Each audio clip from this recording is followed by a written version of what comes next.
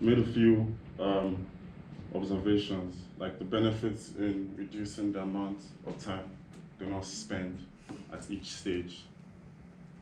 If the amount of time is being reduced, there's increased participation. More donors can be accommodated in a day, and improved donor satisfaction. Then the trade-offs are the longer the wait time, the longer, the more resources are being used up. A typical example is manpower hours, because if the wait time if the wait time is being, if there are longer wait times, basically, that leads to longer hours in the clinic. Because if there are about, let's say, 10, 15 students in the clinic that want to donate blood, they can't just say, oh, it's closing time, you all have to leave. So the nurses and every personnel there have to stay and make sure every single student donates blood and they're satisfied. Then, was it possible for us to achieve a zero wait time? It's possible for us to minimize the wait time, but I don't think it's feasible to achieve a zero wait time. So our goal was to reduce the amount of time spent to, let's say, less than or equal to 45 minutes. That was not being achieved, but we're able to achieve the goal of spending at least less than or equal to 5 minutes spend at least less than or equal to 5 minutes waiting at each stage.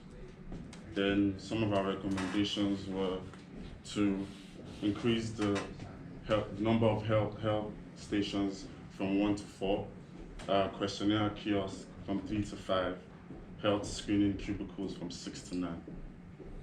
Then for service upgrading, speed up the service procedure and prevent, so like in a sense, let them know ahead of time or make posters that say, oh, bring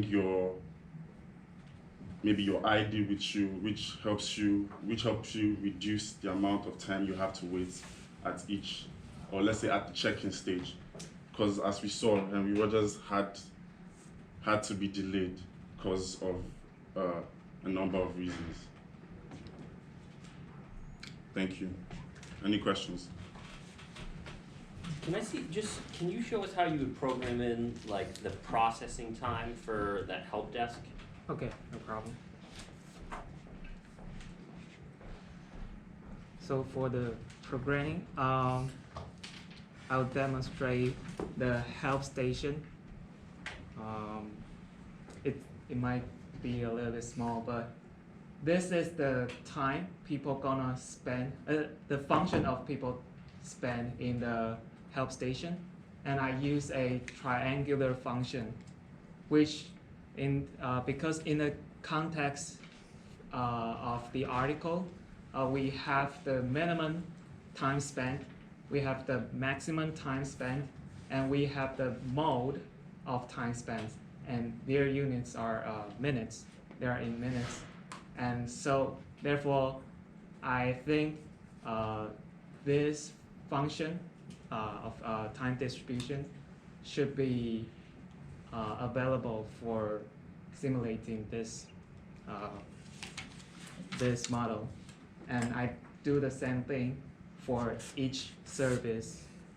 Like for the kiosk one, we have another triangular with different parameter value, and for screening, we also have a triangular function, and for blood donation, we also have a triangular function. Yeah. So there's one more function that is important. It's right here. This is the rate of how many donors coming per hour.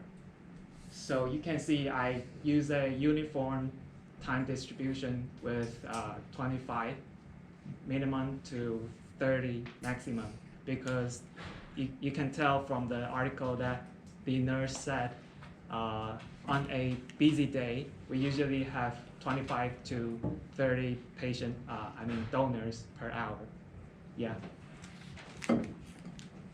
So does that solve the question? Okay. So any other question? Excuse me, questions. Can you show the waiting rooms times for each services? Yeah. So how you're setting the time for each waiting rooms for the each services? Because I see your prediction is from the 1 minute to the 5 minutes. Yeah. So, damn, I keep. All right. So, for the how did I get the time of people waiting? It's not by predicting, it's just by simulating with the model. Because I record in the function, it's right here. In the function, I record the time people get in. Whenever people get into this system, I record the moment of the time. And when they exit this queue into next step, I use a function to return the difference between the time they exit the queue and the time they enter the queue. So we can get how much time they spent in the first queue, and I will return it and store it in the database. And then I use, I want to move this. So,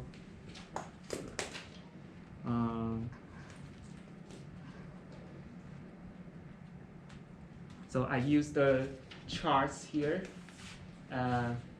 to represent the data in the database. So does that help you understand that? I'm not sure if I miscounted, but you had the average time came to about 90 minutes when you fixed everything? I'm not fixing everything, but I'm just looking for a better way. Okay. Yeah. When you added more stations so that you had less waiting time, Yeah. it reduced it down to about 90 minutes? Yeah, about 100 minutes. But the sum of all the waiting on each of your graphs Yeah. came to about 56. 56. So where was the additional 40 minutes, or were there graphs that you didn't have there that would have accounted for that? What do you mean 56? So if you go to the one where you summed everything, I'm just trying to figure out where the lost. You have to run it again. Oh, okay, no problem. So the model I'm running is the one that I have found alternative ways. Yep. Is that the result you want to see? Yep. Okay, let's see. So I will just fast forward. Is that Yeah. okay? Yep. Okay, so we got the results here. Let me zoom in for a little bit. So the Yeah. total time in the system is 99.16. Yes. Shouldn't that be the sum of all the ones to the right? Or is there anything missing? Oh, I got you. I think